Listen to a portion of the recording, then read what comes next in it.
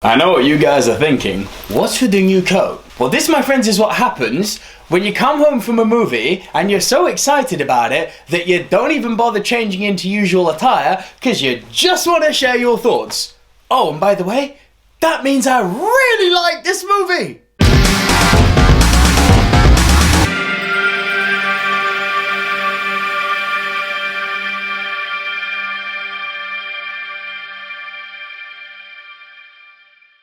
Ladies and gentlemen, the Merc with the Mouth is back and he's bringing along a crew with him. Welcome to Deadpool 2, the sequel to the highly successful Deadpool that came back out a few years ago, starring Ryan Reynolds as the titular character Wade Wilson.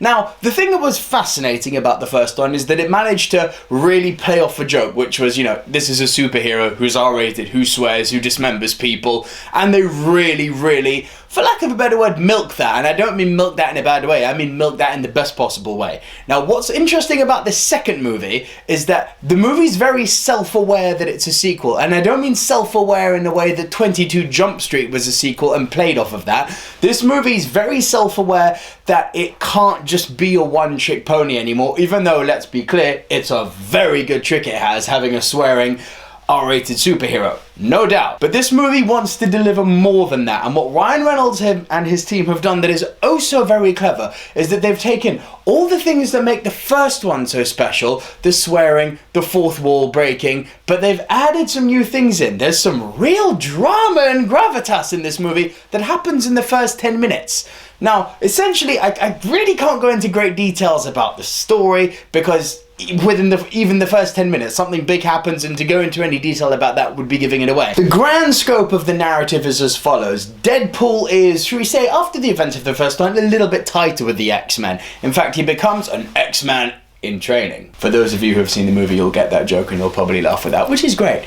But now, he's an X-Man in training, and they're sent after this kid, this mutant kid who's unleashing hellfire, literal hellfire, onto the surrounding public, and Deadpool takes it upon himself to try and protect him. Now, as the story unfolds, we found out that this kid turns into a serious big bad in the future, so much so that Cable, played by this guy who you all know as Thanos from another franchise, and they actually make a joke about that, which is fantastic.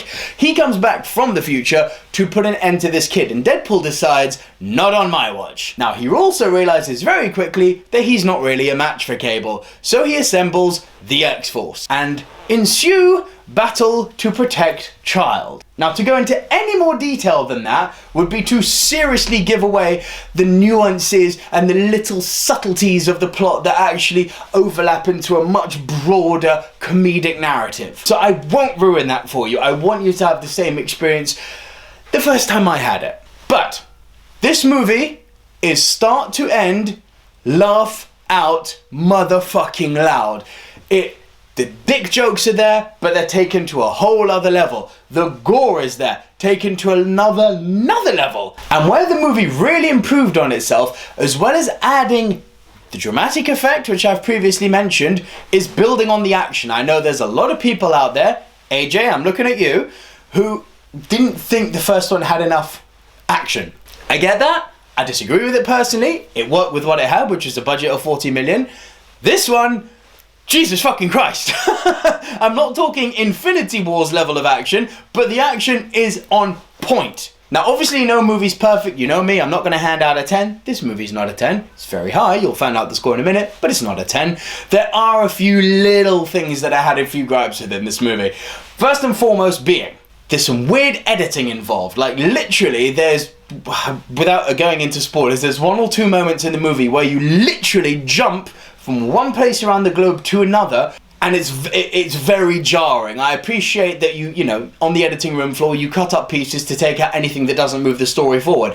This moves the story forward, this editing choice. I'll have to do a spoiler review at some stage, or we can talk about it in the comments section. But just think Ice and X-Men Mansion. You literally jump from one place to another, and it just felt very jarring. It was much too much of a fast forward jump in time, and they do that type of thing a few too many times. Also, no spoilers again, there's a big, that's your clue, big revelation of a villain in this movie, other than Cable. Cable's technically a villain to start with, and he's kind of not. You'll see. Watch the movie. You're going to watch the movie anyway. I don't know why I need to tell you that. But there's a big villain revelation, and if you know your geeky comic book lore, annoyingly one of the fourth wall breaks really gave it away. It's like, now I know it's coming, and it would have been a much nicer surprise if you hadn't done that one particular fourth wall break where he mentions foreshadowing. Again, you'll see it when you'll know exactly what I'm talking about when you see the movie. That kind of gave away a big holy fuck moment. But other than that, a little bit of messy editing and spoiling a few things which would have been much better left to surprise, the movie builds on the first in every single way. In conclusion, I'm going to score Deadpool 2 8.5 out of 10. As I mentioned, it has got its flaws, but they're minor. It builds on everything in such a grandiose capacity, from the comedy to the action. It adds drama in. It's very self-aware, so it doesn't make the same mistakes that arguably were existing within the first one. The cast, which I've only mentioned now in the conclusion because the film just felt like such a great package, but the cast deliver on such a great level, we don't need to mention how great Ryan Reynolds is. Josh Brolin delivers a very nuanced performance as Cable, very different to Thanos. I'm not going to compare and say which performance is better, they're very different worlds apart. Zazie Beetz, absolute scene stealer, and on a personal note, again, going with what they did on the comedy level, I freaking love the direction they took with the X-Force in this movie. It took a complete satirical sideswipe of what building a franchise is. Love this movie, 8.5 out of 10. Over to you guys, I want to hear what you have to say. Please leave your thoughts in the comments below, or you can kick the boxes that are going to appear up here and enter the poll. Deadpool 2, over or lower than 85%? I want to hear what you guys have to say. So please leave all that goodness down below, thoughts and comments, answer the poll, do what you have to do, interact with me and AJ, the Silver Screen Dudes.